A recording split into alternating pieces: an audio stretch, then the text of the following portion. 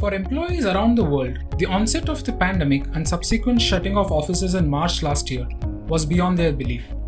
All of them wondered how things would work out.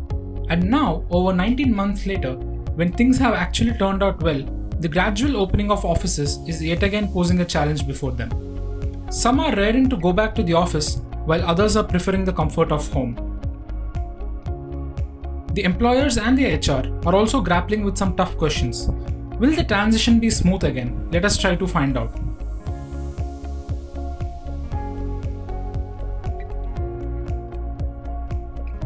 With the COVID-19 infection ebbing, IT companies around the world have started opening offices. In India, IT firms are also following suit as employees are being called back to offices in a phased manner. A joint survey by tech industry body NASSCOM and job listing portal Indeed found that employees and employers are equally interested in returning to offices. But 40% of the employees expect to work from office premises only up to 3 days a week. It all has also triggered a debate about what is the best way to work and does working from home affect productivity. A large chunk of workers is now expecting a hybrid work culture where they have the freedom to work from both the places. According to the NASSCOM survey, hybrid work is the preferred choice of over 70% of organizations. The work from home culture has also helped employees save on traveling time and costs. Not just this, many also saved on rent as they moved from metros to their hometowns to live with their parents. Companies are trying to strike a balance between the needs of the employees and also those of their clients. From the company's perspective, a return to office will help manage critical business functions, maintain organizational culture, and data security. So, as the restrictions eased, Google announced a 25% salary cut for those opting to work from home, a step apparently taken to bring all the workers back to office. Most IT companies in India have also started calling employees back to the office. Companies also hope that it will reduce workers' ability to attend job interviews with ease, making it difficult for them to switch jobs. The IT industry is facing attrition rates as high as 30%.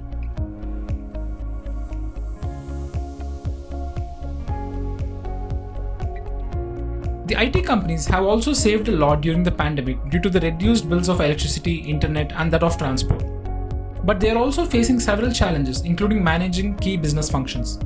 Tata Consultancy Services, the country's largest IT services player, has told all its employees to be back at their deputed cities by November 15. TCS is encouraging most of its employees to return by the end of this year, before gradually switching to the 25/25 model, under which only 25% of its 500,000 global workforce will be in office at any point of time by 2025. Infosys has asked senior leaders to come to the office at least once a week. It is preparing to have a larger population come to office. Its COO Praveen Rao said the company is working on a model that provides flexibility to employees. 5 to 6% of HCL employees have returned to offices, while fully vaccinated senior staff at Wipro can come to work twice a week. According to the NASSCOM survey, 50% of the workforce is likely to return to offices for up to 3 days a week starting next year. But most IT firms have now said that their leaders have begun to travel internationally for client meetings. Specialist staffing company Exfino's co-founder Kamal Karant gave us some valuable insights into the thought process of IT employees and their companies.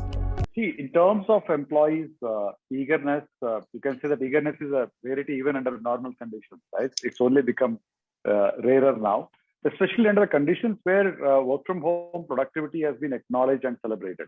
So in a way, you can say, yes, a bit of eagerness and reluctance both exist.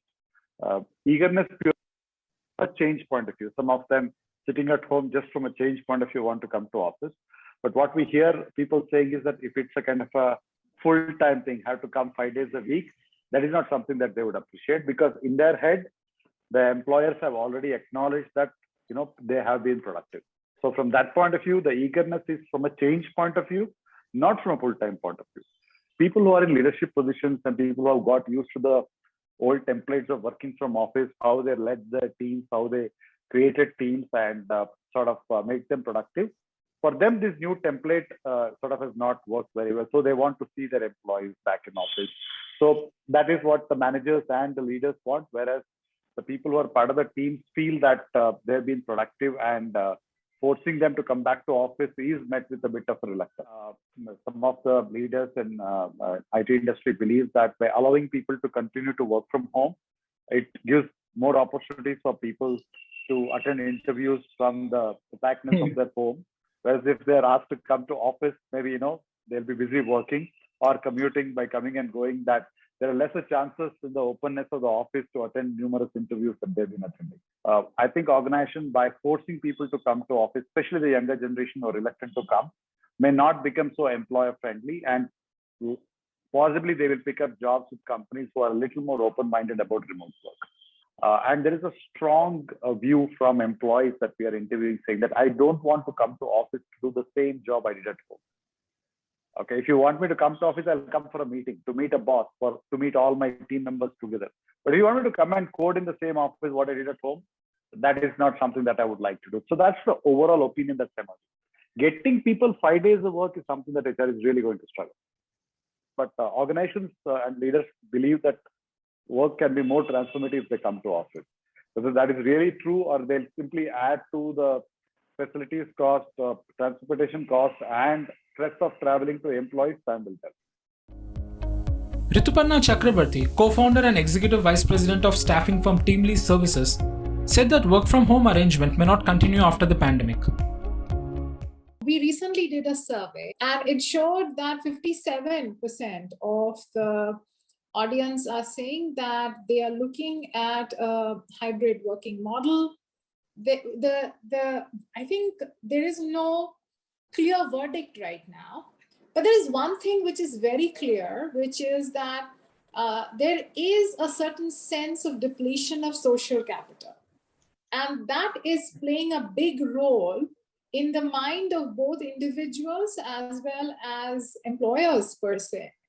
People did not have much options, honestly, but to work during the pandemic, right? And to make long-term plans and strategic changes based on that, based on the fact that during pandemic productivity rose, may not be sustainable, may not be a wise thing. Maybe we have to watch it for another couple of years and see how it goes. And so while I think the ecosystem has been established for remote work, I don't think we have still come out with an adequate substitute for that face-to-face interaction.